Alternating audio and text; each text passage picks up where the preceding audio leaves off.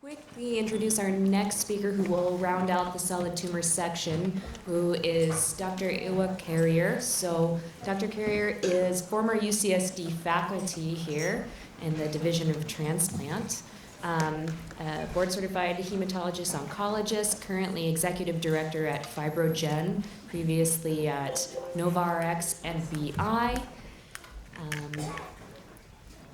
Okay, please.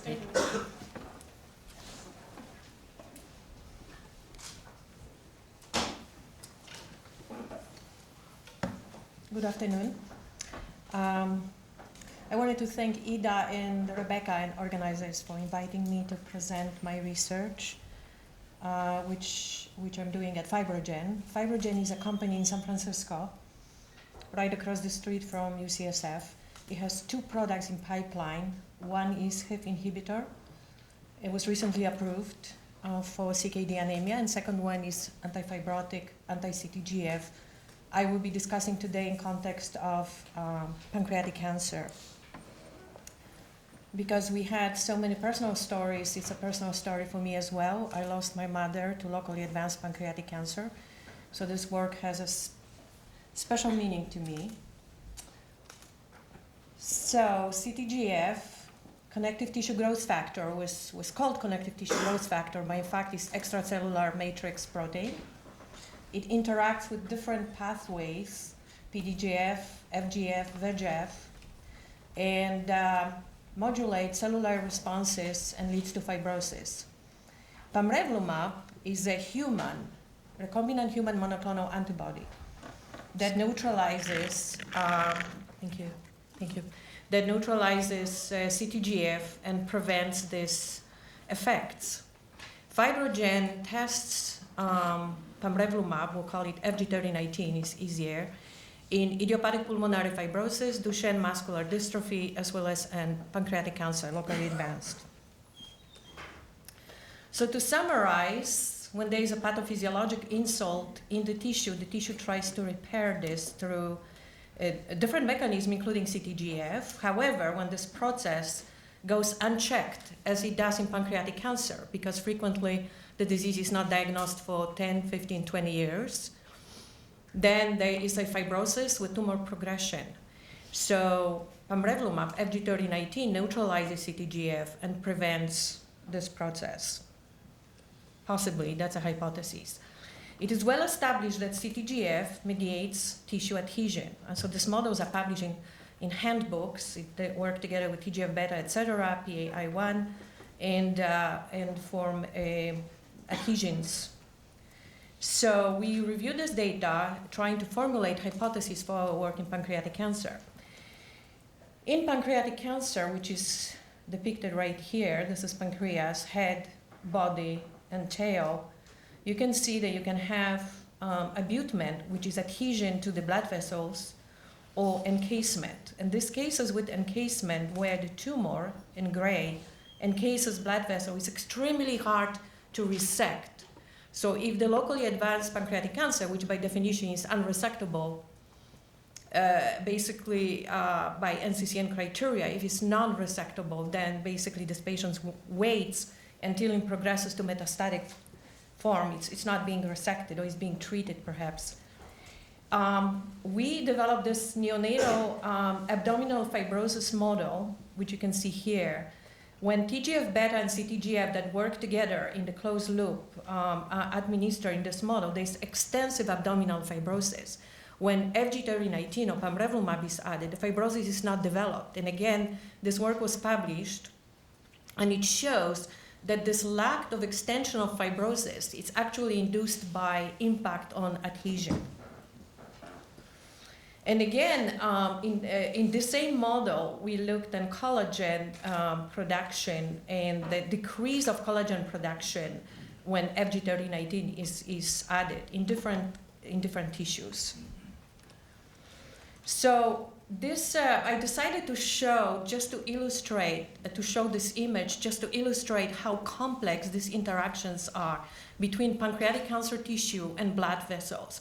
This is the frontal view, this is the superior view, but this represents pancreas. This is the atrophic part of the pancreas. And you can see the large blood vessels are completely encased, as well as smaller ones, specifically SMA, superior mesenteric artery. When it's encased over 180 degrees, extremely hard to resect, but the outcome really lies in the hands of the surgeon. Some surgeons won't touch it, and some surgeons will feel very comfortable doing these operations. We collaborated with Dave Tuvierson, who developed KPC mouse model, which is double mutant, is the best model of pancreatic cancer, I think, at this time. The study was done with gemcitabine and FG-3019, and just briefly, because we are late, you can see that there was impact on tumor volume here in red, on survival of these mice, is statistically significant, on metastasis formation, ascites formation as well. In addition, we saw increased apoptosis, so there may be direct anti-tumor effect as well, and this was associated with decreasing function of anti-apoptotic XIAP gene. Dave Tuvierson, I collaborate with him, he's excellent to work with, but he said, these mice are so different when they are given FG-3019. They die with cancer, but it doesn't look like they die from cancer. So for David to volunteer this statement, and this was also supported by patients who received this drug in pancreatic cancer and other indications, some of them for 5 years, 600 patients. They say they feel better, and the question is why. They feel better. They still have cancer, maybe even progressing, but they feel better, which is essential to some cancers, the quality of life. Could be anti-inflammatory effect, because you could see when I was showing you the pathways that there is interaction with TGF-beta. But my statement in the company is we should all be taking this because maybe it's anti-aging. And we have done another study in a lung radiation model. This is carbon ion radiation that shows extensive fibrosis. When we added FG-3019, there is less fibrosis. And even in control, when there is some fibrosis, when FG-3019 is given, the fibrosis is markedly decreased, as you can see here. This gave us confidence, this preclinical data, and this hypothesis that we formulated to go and determine the best dose. So this was phase 1, metastatic pancreatic cancer, 75 patients. The work is published in JCCT recently. And we saw the plateau with the increasing dose. This is given every 2 weeks. This is given weekly. And this is the higher dose. So there was a plateau, so we decided on 35 milligram per kilo every 2 weeks infusion. And what we saw in this metastatic population is increase. There was a 2 times increase in median overall survival. 9.4 months is what Dan Van Hoff saw in his Gemzar Abraxane study, metastatic cancer. So it's very respectable median overall survival. And also 3 times increase in 1 year survival from 37% to 11%. So we designed, based on this, a phase 2 study in locally advanced pancreatic cancer, working with the hypothesis that if we affect adhesion, we may affect resection. If we affect resection or resectability, we will affect OS. So this is locally advanced pancreatic cancer, unresectable by definition, since locally advanced means unresectable, by NCCN criteria. In each patient, we perform laparoscopy because we wanted to rule out the specifically metastasis in a peritoneal cavity. But it's not necessarily a standard of care, but we didn't feel CT scan was that sensitive. It was a randomized study 2-to-1, so Gemzar Abraxane pamrevlumab versus control Gemzar Abraxane. They received 6 cycles of neoadjuvant therapy. Only patients who received 6 cycles were evaluated for resectability and resection. The patients who did not receive 6 cycles because they progressed or didn't tolerate this combination, 3-drug combination or 2-drug combination, will go to second-line treatment as per investigator choice, but will not be included in this analysis. I want to bring to your attention this protocol-defined criteria. They were somewhat arbitrary, but they were based on existing literature. We decided that if patient finished 6 cycles of this neoadjuvant chemotherapy, if the patient had good performance status, no contraindications for surgery or any other medical contraindication, and met one of these criteria, which is the decline in CA99 by 50%, PET SUV max by 30%, stable disease, we wanted PR, CR in this study, and resectable or borderline resectable. One of these, not four, they will be explored. This was the novelty that we've already discussed with the FDA for phase 3 trial. And CA19-9 is well known and validated prognostic biomarker in pancreatic cancer. PET SUV is not.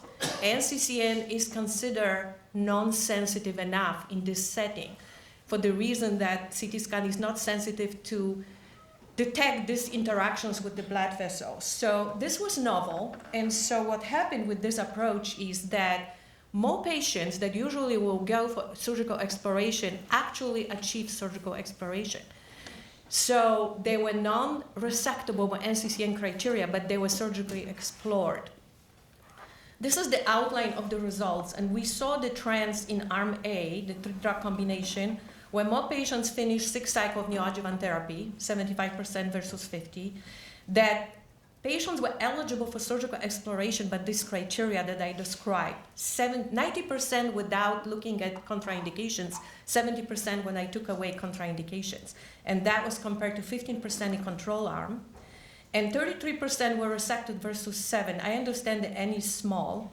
Now, we had 17 patients eligible, 8 were resected because 1 opted off surgery. In 4 cases, surgery was canceled.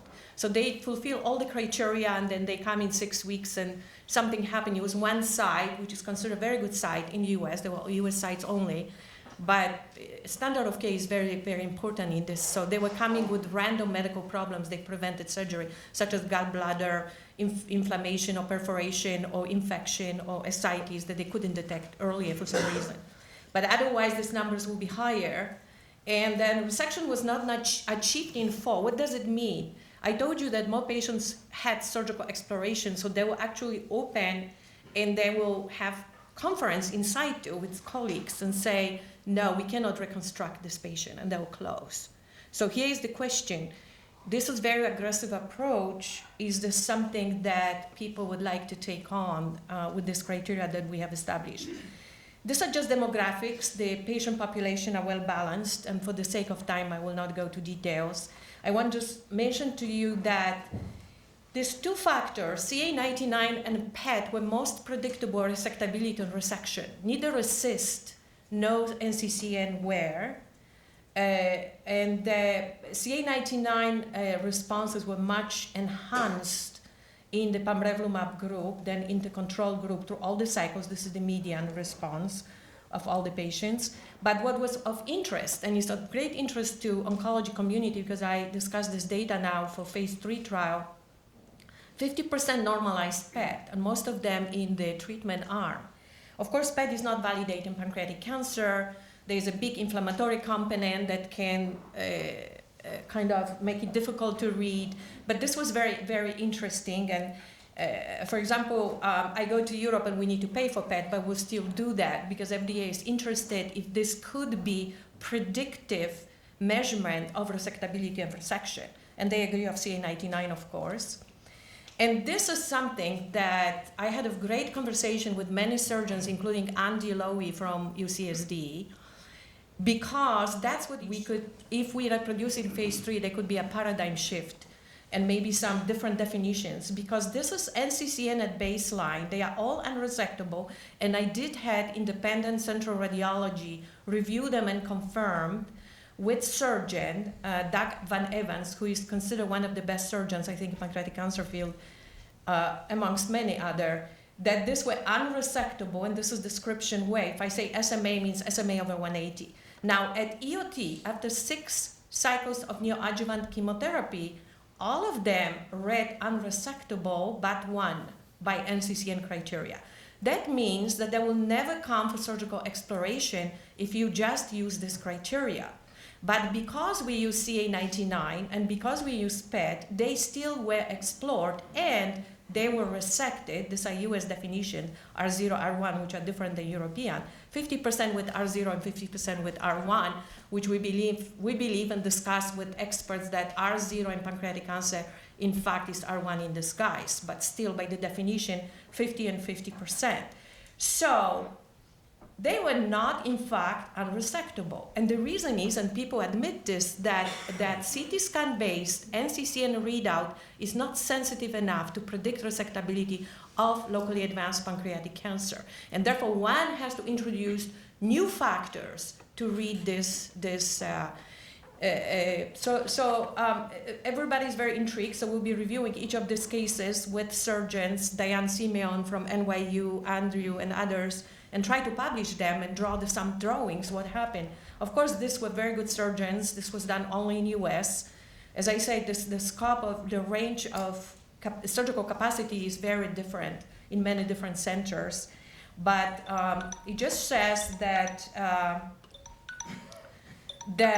I'm almost done, that this is the interesting approach. I still have 17 seconds. So surgical safety, we didn't see any issues. The survival was impacted by resectability and resection, and is very respectable. But there are many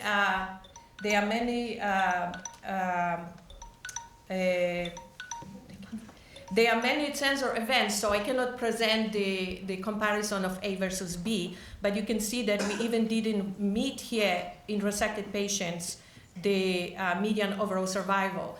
So basically, the question is which patient should be resected and if there is indeed impact on OS, and this is what will be studied in larger phase 3 trial that we are planning right now. At FibroGen, we have FDA-approved program. It will be a global trial with 256 patients, and UCSD with Andy Lowe, we will be part of this study. Thank you very much for your attention.